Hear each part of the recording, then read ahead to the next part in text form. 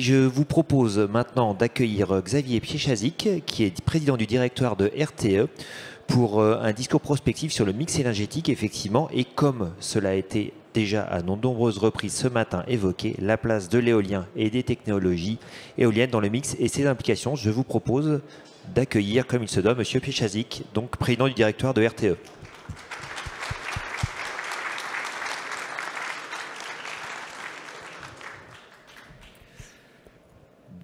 Bonjour à tous, Monsieur le Président, cher Nicolas, merci de m'avoir invité. Michel, Monsieur le Délégué Général, merci aussi pour l'organisation de ce colloque. Très content d'être parmi vous, d'autant qu'il n'a échappé à personne que les travaux prospectifs de RTE allaient faire l'actualité. Alors je veux dire en introduction que vous n'aurez pas de scoop, j'en suis désolé. Mais il faudra vous connecter à notre conférence de presse du 25 octobre pour en savoir plus. Enfin, je suis quand même là pour vous passer quelques messages. Et peut-être, j'ai le droit d'enlever mon masque ou pas? Merci. C'est mieux. La ministre vient de le dire, notre histoire à nous, et je pense que c'est l'histoire du pays et c'est l'histoire de l'Europe, et ce sera bientôt l'histoire du monde, c'est la neutralité carbone en 2050. C'est notre unique univers. Et pour ça, RTE s'est engagé dans son étude de futur énergétique 2050 pour répondre à la question de comment est-ce qu'on allait réussir à atteindre cette neutralité carbone en 2050. Alors, je ne suis pas là pour faire le professeur, mais simplement, aujourd'hui, on va vous montrer juste 3 slides. C'est important, celle-là est importante parce que elle décrit la stratégie nationale bas carbone de la France. Alors je suis devant des spécialistes, mais des fois on est spécialiste et on s'est un peu éloigné des grands termes de référence. Alors je me suis dit que c'était bien de vous remontrer le contexte dans lequel nous réalisons nos documents prospectifs et nos études. C'est le contexte de la SNBC française, qui a été établi par le gouvernement en 2019-2020 et qui sera d'ailleurs amendé dans les années qui viennent, et qui raconte quand même 2 grandes choses. La première, c'est qu'il va quand même falloir qu'on fasse de l'efficacité énergétique, et la France parie sur un 40%, donc on ne va pas se voiler la face. C'est un exercice qui demandera pas forcément des efforts, mais en tout cas une trajectoire soutenue. Donc ça, c'est le pari de la France, commencer par faire de l'efficacité. Et puis son deuxième pari, bien évidemment, c'est de sortir de la consommation des énergies fossiles. Donc sortir de la consommation du pétrole, qui représente aujourd'hui 40% de notre consommation en énergie finale, et de sortir de la consommation du gaz fossile. Il y a un 3e enjeu dont on parle assez peu, mais je sais que vous l'avez en tête, vous les professionnels de l'éolien. C'est les petits drapeaux qu'on a mis sur les slides. C'est qu'aujourd'hui, la France, elle n'est pas très autonome, elle n'est pas très indépendante en matière énergétique parce que le pétrole et le gaz, c'est importé. Voilà, et c'est soumis aux aléas, aux yo-yo du marché, enfin c'est soumis aussi à des tensions géopolitiques.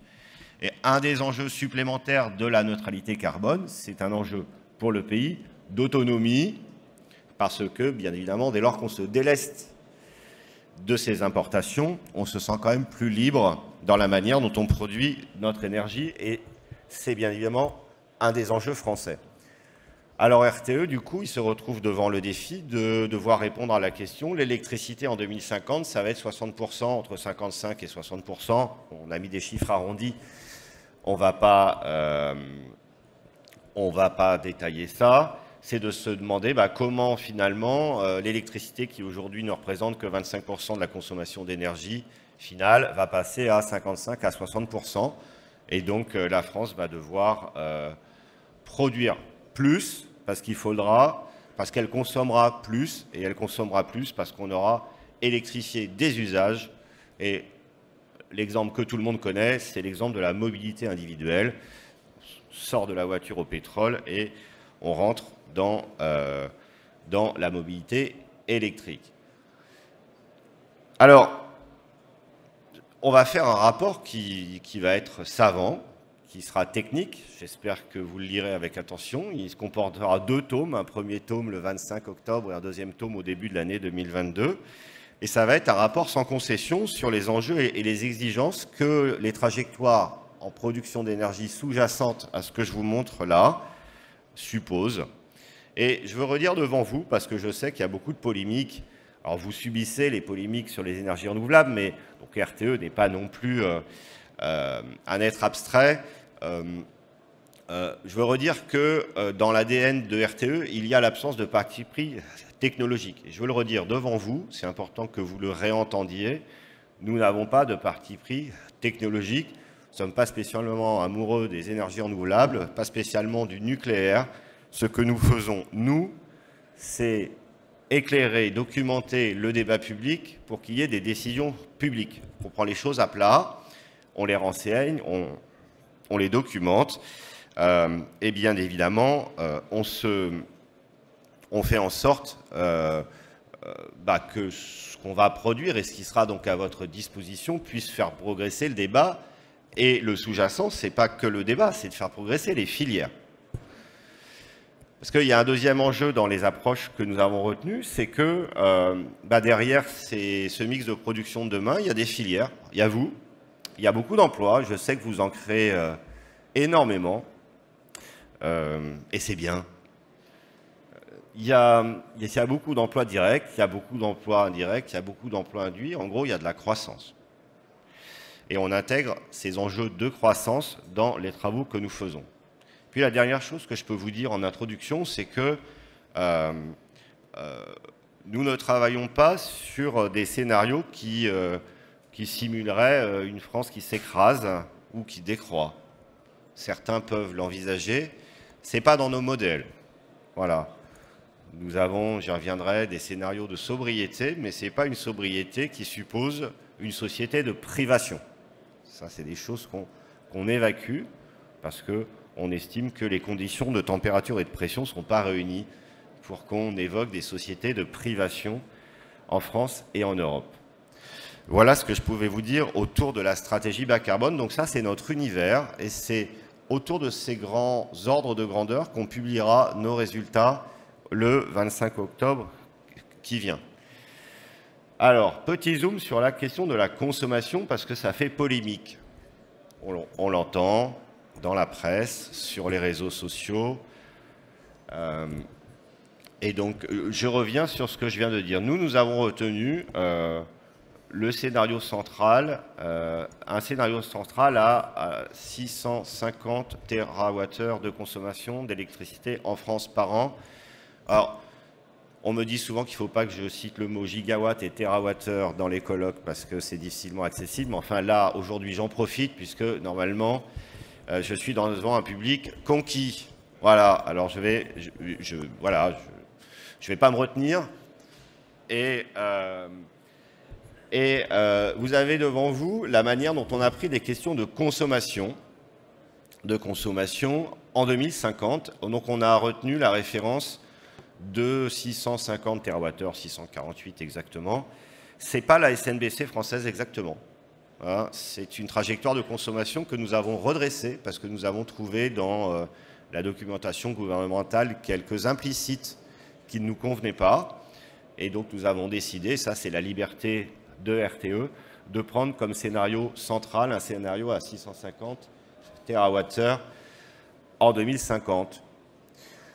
Vous entendez beaucoup de gens qui disent c'est trop, c'est pas assez industrialisant, c'est trop sobre, etc. C'est pour ça que nous n'aurons pas qu'un scénario de consommation, mais plusieurs.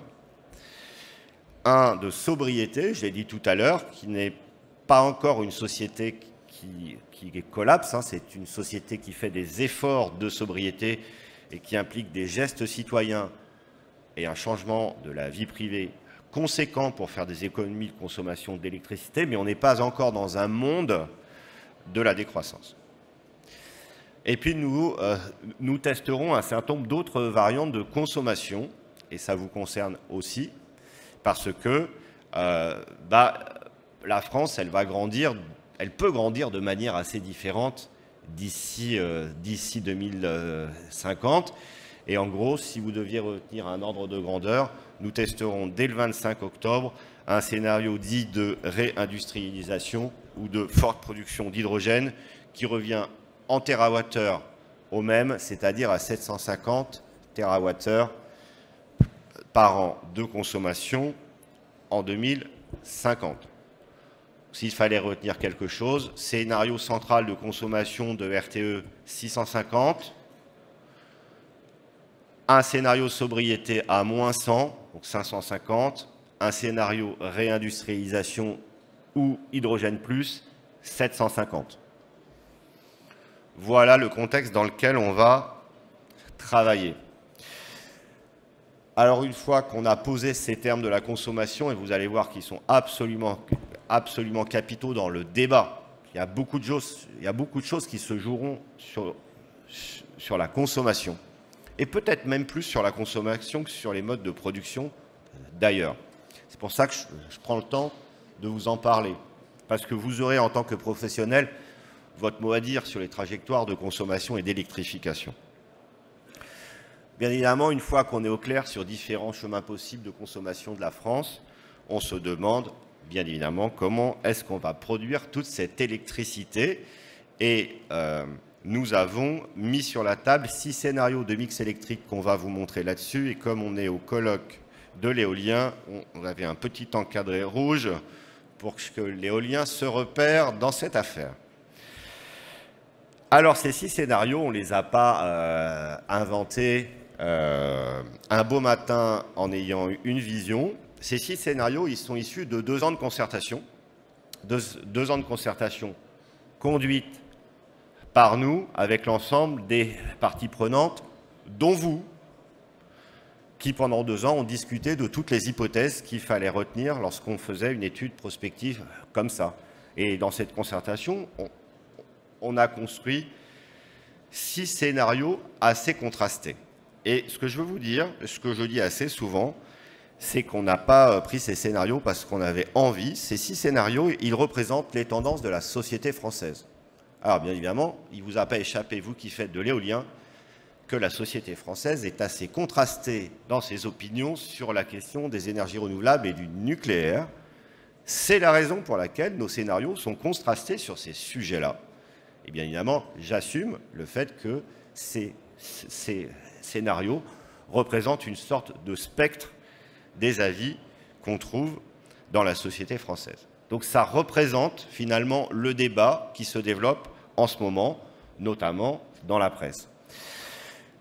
Ces scénarios, on va les tester, je vous en dirai un mot après, mais avant toute chose, je veux vous dire qu'ils vont respecter deux impératifs.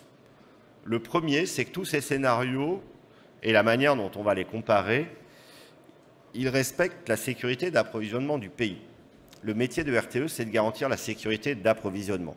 Et nous, on compare des scénarios qui respectent la sécurité d'approvisionnement.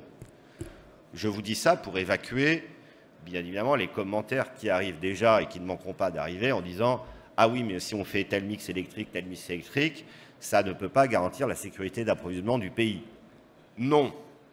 Notre boulot, c'est de garantir la sécurité d'approvisionnement du pays. Donc, ces mix, avec de la flexibilité, bien évidemment, en plus, dont du stockage, ils sont tous capables de garantir la sécurité d'approvisionnement du pays. Ça, c'est une entrée.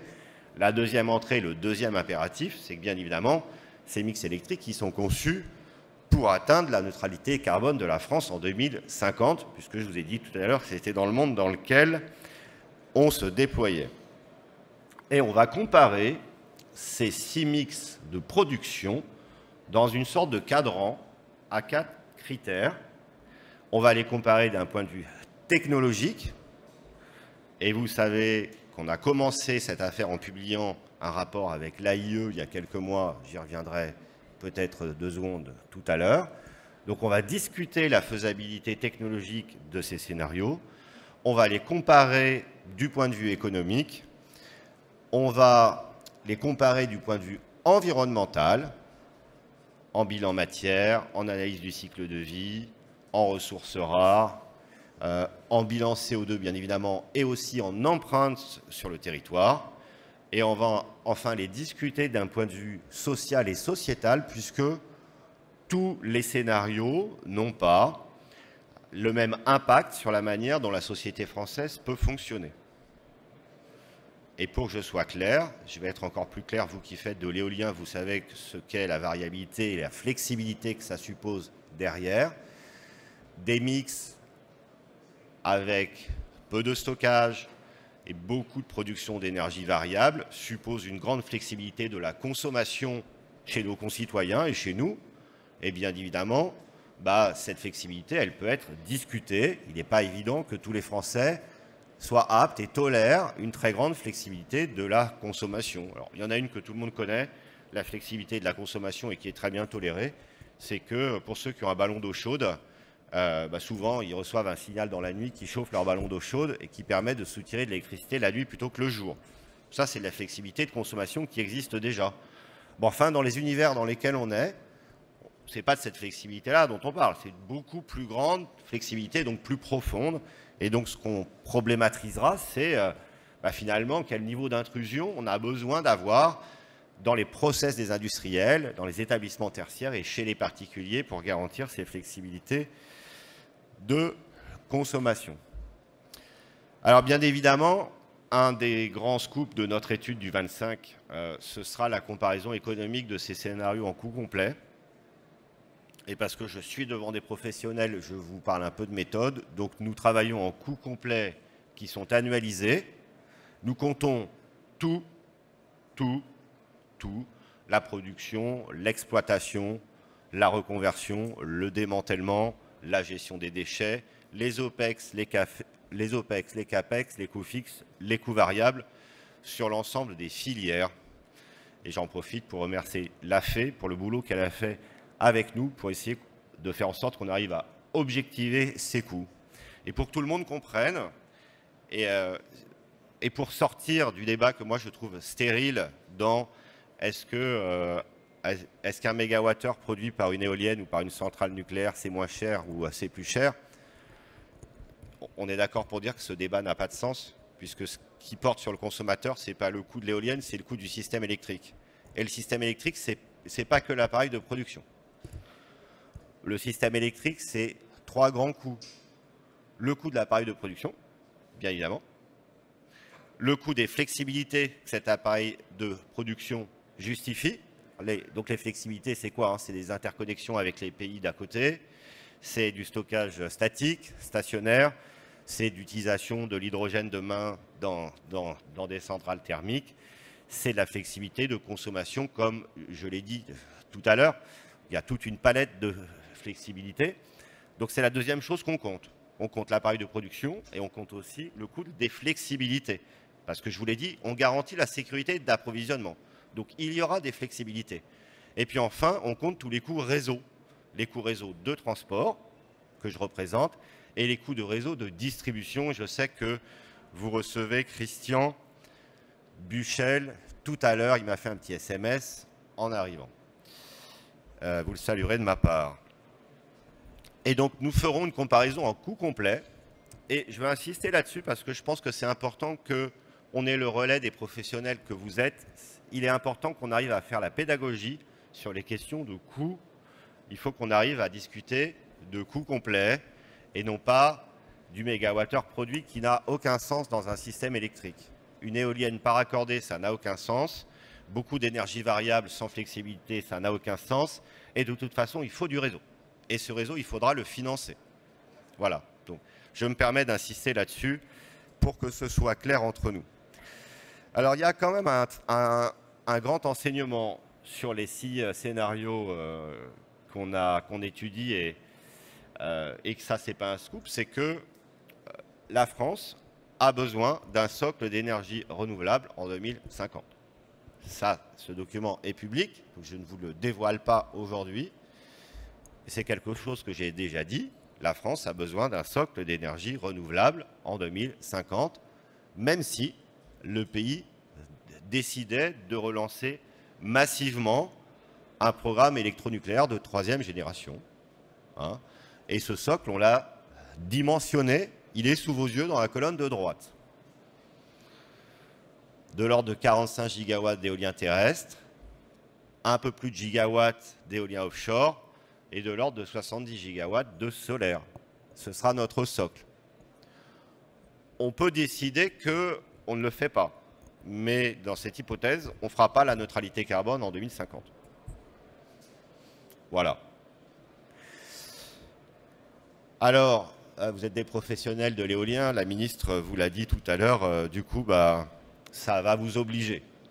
Ça va vous obliger. Ça va vous obliger, et du coup, quoi qu'il arrive et quoi que les pouvoirs publics décident, je n'ai pas d'informations là-dessus, et d'une certaine manière, mon rôle s'arrête au fait que la décision ait pu être éclairée. Donc, quelle que soit l'option qui sera prise par les pouvoirs publics, nous savons qu'il faudra plus d'ENR demain, et donc il faudra quand même relever les défis qui se présentent à nous. Alors, pour finir mon propos, j'en ai listé 1, 2, 3, 4. Il y a 4 défis techniques dont je veux vous faire part, et j'ai après 3 messages. Il y a des défis sur les rythmes de déploiement. Dans nos scénarios, les rythmes de déploiement, surtout dans nos scénarios qui tendent vers 100% d'ENR, donc ceux qui sont sur la gauche en bleu clair de votre écran, mais même ceux qui disposent de nouveaux nucléaires de 3e génération, tous posent la question du rythme de déploiement des énergies renouvelables sur le sol français. Pour ceux qui ont fait que de l'éolien terrestre, je rappelle que dans le socle de 22 gigawatts d'offshore, j'appelle un peu le socle minimal, 22 gigawatts d'offshore, c'est 44 parcs comme celui de Saint-Nazaire, hein, c'est une quarantaine de parcs comme celui de Saint-Nazaire. Et si on se compare aux autres pays, il faudrait qu'on arrive à atteindre les meilleures années de rythme d'installation chez nos pays qui nous sont contigus. Alors, je prends l'Allemagne pour l'éolien terrestre, qui a déjà plus de 50 gigawatts d'éolien terrestre couplé. Je prends UK sur les questions d'éoliennes offshore. Il faut quand même qu'on ait en tête que, vu l'effort que la France a à faire pour atteindre la neutralité carbone, nous devrons réatteindre des rythmes de déploiement qui ne sont pas inaccessibles, mais qui ne seront pas loin des records de nos pays voisins, qui, eux, ont été jusqu'à présent plus dynamiques que nous dans le développement de ces installations de production d'électricité. Ça, c'est mon premier défi, le rythme. Le deuxième défi, c'est des défis technologiques. Vous l'avez rappelé dans votre publication sur l'Observatoire de l'éolien, je vous en remercie, vous avez résumé nos conclusions de notre rapport que nous avons fait avec l'Agence internationale de l'énergie. Des mix à forte pénétration d'énergie renouvelable, c'est des mix qui supposent des défis techniques dont toutes les briques ne sont pas résolues, et il faut qu'on le sache. Vous vous souvenez que dans ce rapport avec l'Agence internationale de l'énergie, on avait discuté de la faisabilité technologique et des défis technologiques que posaient ces mix électriques à forte proportion, à très forte proportion d'ENR. Et vous vous souvenez qu'avec Fatih Birol, nous avions conclu qu'il y avait 4 conditions strictes et cumulatives pour que ces mix à forte proportion d'ENR installés, mais à forte proportion d'ENR instantanés dans notre production d'électricité soient pilotables. La première, c'est énormément de flexibilité. On va se dire la vérité, hein. Il faut, dans des mix de ce type-là, il faut énormément de flexibilité et donc beaucoup de stockage et surtout beaucoup de moyens pour gérer la pointe électrique. Voilà. Et aujourd'hui, ce qui est sur étagère, c'est des centrales qui aujourd'hui fonctionnent au gaz et qui demain fonctionneraient à l'hydrogène vert ou bleu. Donc en tout cas, un gaz produit à partir d'électrolyse. Ça, c'était la première condition, beaucoup de flexibilité. La deuxième, vous vous souvenez, c'était sur le maintien de la fréquence. Et là, ça doit vous interpeller. Il faudra que les professionnels des ENR et donc de l'éolien aident le système électrique à maintenir la fréquence à 50 Hz sans qu'on joue avec cet objet qui est dangereux et qui est difficile à piloter.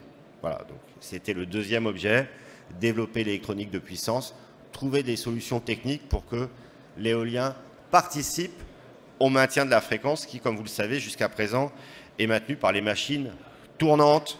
Donc c'est l'appareil nucléaire et c'est l'ancien appareil thermique ainsi que l'hydroélectricité. Le troisième défi, c'était qu'on aura toujours besoin de plus en plus de réserves pour piloter le système électrique. Bon, ça, c'est accessible dès lors qu'on envisage beaucoup de stockage. Et le dernier, et pas des moindres, c'est que beaucoup d'énergie renouvelable, c'est beaucoup de réseaux.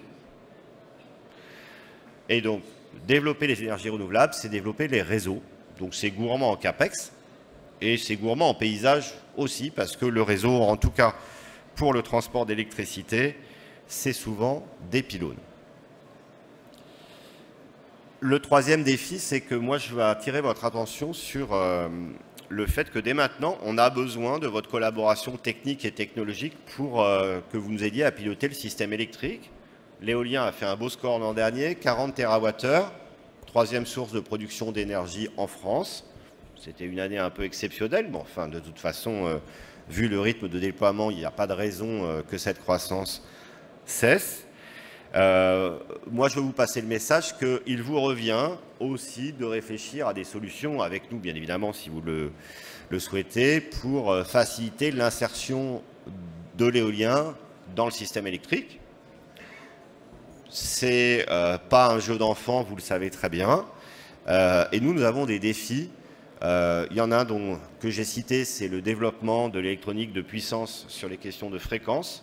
Je veux aussi attirer votre attention sur la question de l'écrêtement. Nous aurons besoin, nous RTE, et je pense que Christian le dira tout à l'heure, d'écréter, certes pas massivement, certaines productions d'énergie renouvelable pour une raison simple. C'est qu'on ne dimensionne pas le réseau pour la pointe maximale décennale. Et que si on le fait, c'est le consommateur qui paye. Et donc, nous aurons besoin d'écréter la production d'énergie renouvelable en France. On l'a estimé à 0,3% de la production, 200 heures par an, je pense, de l'ordre 2. Ça dépendra des territoires. Ça, c'est un défi que nous avons devant nous avec vous, et je veux que vous en ayez conscience. Ça renvoie à ce que je disais sur les coûts du système électrique. Il faut que nous trouvions des solutions pour que ces questions de coût du système électrique soient digestes. Et donc, il n'y a pas que le coût des installations de production, il y a aussi les coûts du réseau de transport et de distribution que vos installations génèrent ou impliquent, parce qu'il faut bien les raccorder et il faut bien qu'on fasse les renforcements du réseau amont. Et sur les défis techniques, le dernier que je vais vous citer, c'est la question des S3R ENR. Les S3R ENR, c'est un outil auquel on peut faire pas mal de critiques, mais enfin, il a un grand mérite, c'est celui d'exister. Et quand il existe, eh bien, il faut qu'on essaye de le respecter tous ensemble. Et je ne suis pas là pour vous passer des messages désagréables, mais je suis là quand même pour vous dire ce que je pense.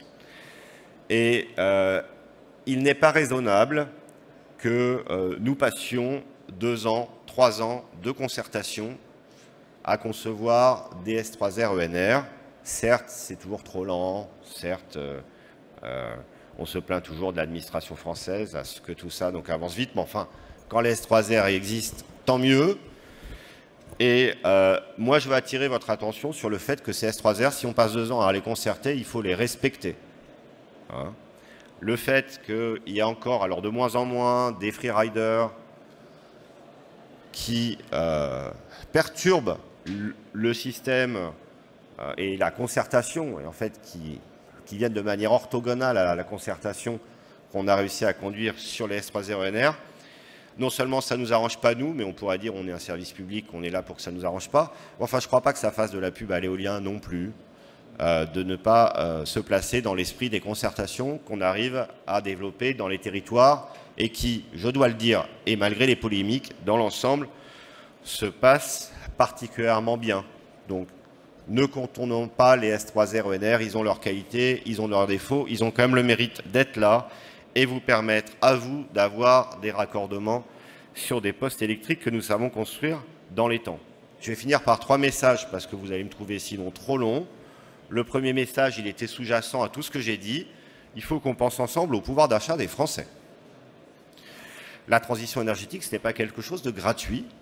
Et donc, quels que soient les choix qui seront faits par les pouvoirs publics sur ces scénarios et leur comparaison économique sous-jacente qui aura un impact sur le pouvoir d'achat des Français, il faut que nous pensions ensemble à cette question du pouvoir d'achat et que nous commencions par faire œuvre de pédagogie et bien évidemment veiller à ce que la facture d'électricité demain n'explose pas. Dans cette pédagogie, moi je vous dis la manière dont j'en parle, je ne parle jamais de la facture d'électricité demain, parce que demain l'électricité n'a plus la même fonction qu'aujourd'hui. Demain on n'aura plus à faire chauffer sa carte bleue à la pompe à essence puisqu'il n'y aura plus de pompe à essence. Enfin demain, en 2050. D'accord ? Mais je pense qu'il faut que les professionnels que vous êtes nous aident à faire un effort de pédagogie pour expliquer les coûts de l'énergie demain. Et les coûts de l'énergie demain, c'est une transition énergétique qui passe par l'électricité, certes, mais ce sera aussi des bioénergies en masse. Et ce sera surtout des dépenses évitées. Hein, ce sera plus de pompes à la station, ce sera plus de dépenses à la station-service, ce sera plus la facture de mazout qu'on paye juste avant l'hiver, et ce sera du côté du gaz des factures différentes. Donc j'attire votre attention sur le fait qu'il y a un enjeu de pouvoir d'achat et de consentement des Français d'une part, et qu'il faut qu'on arrive à faire ensemble œuvre de pédagogie pour penser la facture énergétique de manière globale. Premier message. Deuxième message, mais qui va sans dire, c'est qu'il faut qu'on arrive à penser optimisation.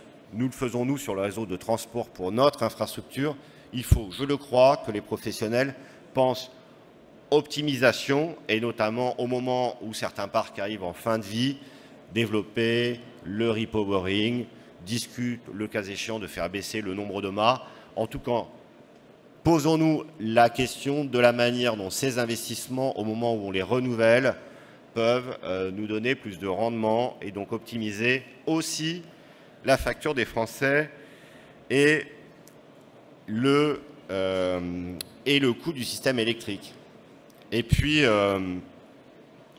c'est Thomas Edison qui devait dire le génie, c'est 10% de talent et 90% de transpiration. Bon. Alors, je ne crois pas qu'il faille que nous fassions porter aux politiques toute la responsabilité de la mise en œuvre de mix électriques qui ressemble à ça, parce que le politique ne le pourra pas. Parce que ce n'est pas sa fonction.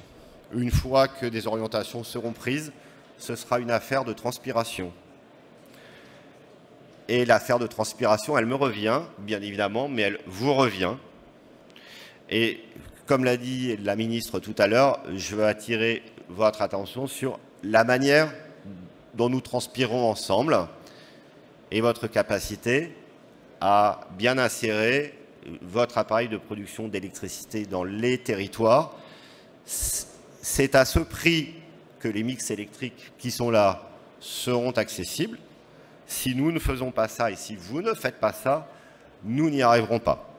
Et je veux vous dire de ce point de vue que bien sûr qu'RTE a une grande responsabilité dans le fait d'éclairer les trajectoires françaises, dans le fait de bien développer un réseau de transport d'électricité et donc dans le fait que la France atteigne un de ces scénarios.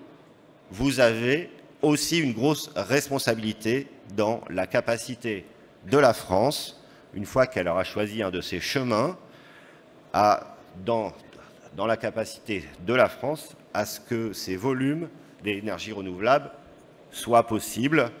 Je voulais vous le dire, je vous fais confiance pour cela, mais comme c'est la première fois que je vous ai tous rassemblés devant moi, je vous le dis les yeux dans les yeux, si vous n'êtes pas des bons professionnels du développement et de l'exploitation, la France ne parviendra pas à ces mix et ne parviendra pas à la neutralité carbone.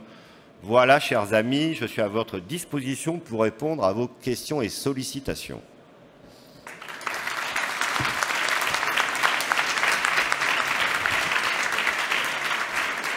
Merci, Monsieur le Président.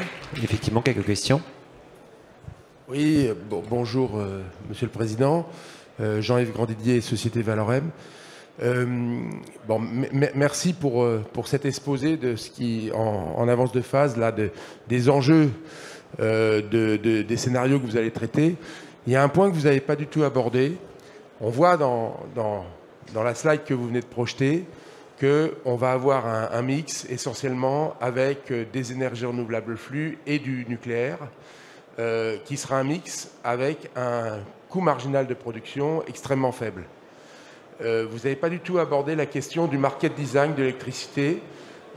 Comment on va pouvoir, je dirais, rémunérer nos énergies renouvelables dans la mesure où, au moment où elles seront surabondantes et elles produiront et elles injecteront dans le réseau, les prix marginaux de production ne permettront pas de couvrir nos coûts, et en particulier nos coûts d'investissement. Et alors qu'au moment où effectivement les prix seront élevés, parce qu'on aura recours à des batteries, au stockage, aux centrales dispatchables en dernier recours, à l'extrême pointe, les prix sont très élevés, mais on ne sera plus en capacité de produire ou pas suffisamment. Voilà. Est-ce que vous avez des éléments par rapport à cette question du market design de l'électricité ? Alors vous avez raison, cette transition énergétique et cette transition électrique, elle pose la question du fonctionnement du marché de l'électricité et notamment du principe d'un marché marginaliste qui va se caler sur le moyen de production le dernier appelé et par définition le plus élevé. Et en ce moment, vous savez qu'on en parle beaucoup parce que ce moyen, c'est du gaz et que son prix a dû se multiplier par 4 en quelques mois. Je pense que c'est un sujet qu'il faudra qu'on traite. Et c'est un sujet sur lesquels je pense que chez RTE, qui avons une fonction sur les sujets de marché, nous ne manquerons pas de devoir nous pencher dans les mois et les années qui viennent, c'est sûr. Donc j'ai pas de réponse sur la conception d'un nouveau marché européen par nature qui, dans ces phases de transition, sortirait de moments presque d'absurdie avec un prix calé sur un moyen de production qui devient marginal au sens non économique du terme, au sens en volume. Après, je crois qu'il faut faire la différence avec la question de la rémunération des professionnels de l'éolien, parce que ce qu'on voit, ce que je vous ai montré tout à l'heure, c'est une ambition, mais enfin, ce sera aussi des politiques publiques. Hein. C'est-à-dire que c'est le pays qui décide d'atteindre la neutralité carbone. Et donc, c'est le pays qui se donne les moyens de financer les investisseurs qui permettent à ce pays d'atteindre la neutralité carbone. Et d'ailleurs, le pays l'a déjà fait. Les tarifs d'obligation d'achat, marché plus prime, c'est une politique publique qui permet aux industriels que vous êtes de trouver leur compte et de participer à cette politique publique-là. Donc je crois qu'il faut différencier les deux choses. Oui, il faudra que d'ici 2050, il y ait une revisite du market design. C'est pas un scoop que de le dire. Mais simplement, je pense qu'il faut conceptuellement le différencier de la question de votre rémunération et de votre rentabilité, qui, elle, peut être garantie par d'autres principes dès lors qu'il y a des politiques publiques qui se mettent en place. Et il y en a déjà eu et il continuera à y en avoir beaucoup et manifestement pour très longtemps. Une autre question, oui.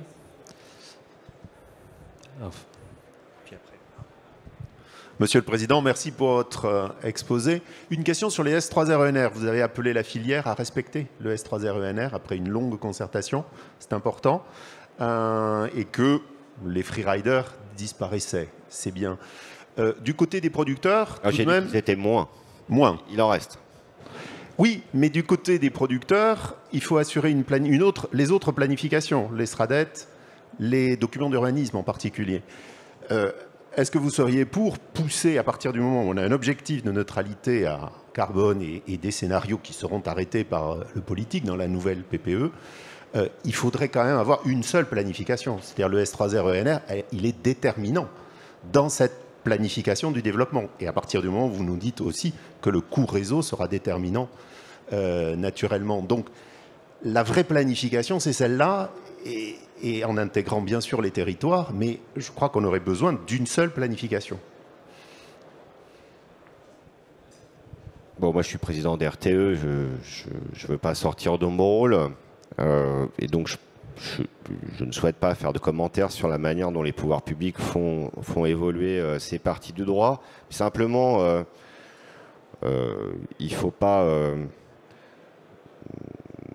je pense qu'il faut que nous assumions tous que les sociétés européennes sont des sociétés de débat dans lesquelles il y a des équilibres de pouvoir. d'accord? La libre administration des collectivités locales, ça existe et ça existera longtemps. Il s'avère que des questions de climat, c'est des questions qui sont plutôt endossées par l'échelle européenne, par l'échelle mondiale et par l'échelle nationale, certes par des collectivités territoriales, mais enfin jusqu'à nouvel ordre, les moyens ils sont plutôt au niveau de l'Europe et au niveau du pays plutôt que des collectivités locales. Les collectivités locales, elles s'impliqueront dans l'électrification des usages, la rénovation thermique, ce qu'elles font déjà beaucoup, et on peut les en remercier pour ça.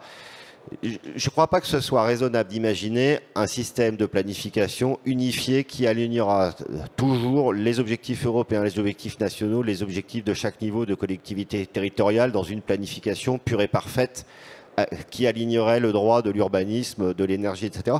Je pense que ça, c'est un monde qui n'existe pas. Je pense que c'est un monde qui n'existe pas et je pense que c'est un monde qui n'existera pas. Il faut qu'on assume le fait qu'il y ait du débat entre les différents niveaux de représentation politique et il faut qu'on assume les désaccords sur les stratégies de développement des énergies renouvelables. Il faut les assumer et c'est aux professionnels aussi de participer au fait qu'on les assume. Et donc, c'est pas démocratiquement choquant qu'il puisse y avoir des désalignements entre différents niveaux de gouvernance, que ce soit l'Union, la nation, les collectivités locales. Je pense que ça perdurera. En revanche, c'est vrai que nous avons des problèmes techniques dans le droit pour faire en sorte que les procédures que nous utilisons soient plus fluides, plus rapides et plus respectées. Et c'est ça que je voulais pointer tout à l'heure. C'est que ça ne sert à rien qu'on perde tous 3 ans à faire un S3RENR si à la fin il ne sert à rien si ce n'est qu'une indication scénique. Voilà. Donc il y a des questions de modification du droit. Mais je ne crois pas que la représentation d'une planification pure et parfaite soit un bon pari, parce que personnellement, je crois que ça n'arrivera pas. Et je pense que c'est sain que ça n'arrive pas. Les collectivités territoriales ont des représentants qui sont élus par le peuple et qui ont le droit de ne pas être d'accord avec d'autres niveaux politiques. Et je pense que c'est bien comme ça. Je vous propose qu'on prenne une dernière question. Alors, il y a un monsieur qui avait déjà un micro dans la main. Bonjour. Oui. Ma question portait sur les interconnexions. On a bien compris que c'était le socle de notre transition énergétique future. Demain, il y a un câble qui va rentrer en service entre la Bretagne et l'Irlande, si je ne me trompe pas. Demain, après-demain quand même. Après-demain. Cet été, il y a eu un incendie en Angleterre sur le réseau qui relie la France et ce pays.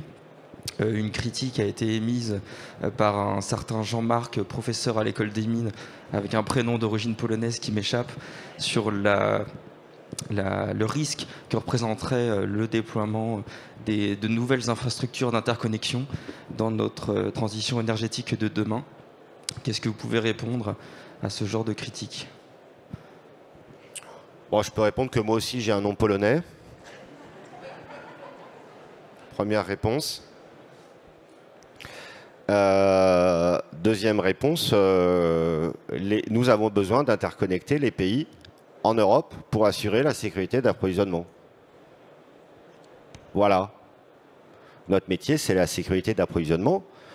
Aujourd'hui, on a à peu près une quinzaine de gigawatts d'interconnexion. Demain, dans les scénarios que je vous ai montrés, il faudra qu'on dépasse 30 gigawatts d'interconnexion. Pourquoi est-ce qu'on a besoin d'interconnexion ? C'est parce que c'est un système de solidarité. Et aujourd'hui, donc, il arrive déjà que la France ait besoin d'importer. Alors, c'est pas le patron de RTE qui appuie sur un bouton « j'importe », c'est les marchés qui fonctionnent. Il y a des différences de prix, il y a des spreads, etc. Et donc, il arrive que la France importe, et parce qu'elle a besoin d'électricité. L'Europe, c'est un système solidaire. Et penser qu'on va continuer à piloter nos systèmes électriques, qui sont déjà presque une plaque de cuivre, chacun dans son coin, ça ne marche pas. Et plus nous aurons d'énergie renouvelable, moins ça marchera. Voilà. Donc, c'est assez simple. Des interconnexions, il y en a déjà beaucoup, ça fonctionne très bien. Accessoirement, ça permet au pays d'exporter 50 TWh par an, ce qui est très bon dans la balance de notre commerce extérieur. Donc si nous n'avions pas d'interconnexion, c'est des exports que nous ne ferions pas, d'ores et déjà. Et pour demain, nous en aurons besoin, mais nous en aurons besoin comme les Allemands en auront aussi besoin, et ça dépendra des moments. moi, je trouve que c'est un bon symbole de la construction de l'Union européenne. Voilà, cher monsieur, la réponse à votre question. Merci à vous, monsieur Piéchazic. Attendez, je vais vous Didier, je vais vous donner le micro. Je laisse l'animateur... Alors, juste, mais très très rapidement, j'arrive. Oui, juste pour prolonger, est-ce que vous n'avez pas peur qu'il y ait un mode commun, c'est-à-dire qu'on produise tous ensemble avec les renouvelables et que en fait on ne puisse pas utiliser les interconnexions, ou qu'on ait besoin tous ensemble qu'on soit tous ensemble déficitaires, qu'il y ait un mode commun avec les énergies renouvelables sur l'ensemble de l'Europe? Est-ce que ça vous avez un peu regardé ça et pour dire effectivement on les développe et on pourra les utiliser à hauteur de ce qu'on les développe? Alors, je vais vous répondre très rapidement, vite, parce qu'on est très en retard, c'est ça? Non, mais on commence. On commence à être en retard? Voilà. Ok. Les modèles, d'où sortiront nos analyses économiques sur la sécurité d'approvisionnement, ils modélisent des mix de plus de 17 pays en Europe. Donc on ne modélise pas la France, on modélise tous nos voisins jusqu'en 2050. 1. 2. C'est la première fois qu'on intègre dans nos modèles les modèles climatiques du GIEC. Pour les spécialistes, on a pris le RCP 4.5 qui permet de respecter l'accord de Paris et le RCP 8.5 qui en gros est le scénario du pire pour faire des tests de résilience sur la production d'énergie et sur la consommation. Pour chaque climat, on a choisi 200 modèles météo. D'accord? Et on fait tourner ces 200 modèles météo pour dimensionner la sécurité d'approvisionnement à chaque heure, de chaque jour, de chaque mois, de chaque année, pendant 30 ans, jusqu'en 2050. Donc la réponse à votre question, c'est il peut arriver qu'il n'y ait pas de vent en France et pas de vent en Allemagne, mais il y en a en Italie. Il peut arriver qu'il n'y en ait pas beaucoup nulle part. Il peut y arriver que pendant ce temps-là, il y ait du soleil. Il peut arriver que pendant ce temps-là, il y ait du vent en mer et pas sur Terre. Il peut arriver que pendant ce temps-là, on soit obligé de lancer de la production thermique avec de l'hydrogène. C'est justement ce qu'on dimensionne, mais on le dimensionne avec des climats, des chroniques météo très nombreuses et des tirages probabilistes sur tout le mix électrique européen à chaque heure pour garantir aux Français qu'à chaque heure, l'équilibre offre-demande est assuré, nonobstant des conditions météorologiques particulières. Et c'est pour ça que dans certains scénarios, il faut beaucoup de flexibilité, parce que d'une certaine manière, ça nous protège de certaines chroniques de météo. Et c'est ça qu'on dimensionne. Mais c'est justement pour ça que je vous disais que dans nos travaux, on garantit par nature la sécurité d'approvisionnement au niveau du risque auquel la France l'assume aujourd'hui et depuis déjà quelques années. Voilà. Je vous en prie. Merci à vous pour ces derniers éclaircissements. Je pense qu'on peut effectivement remercier M. Piéchazic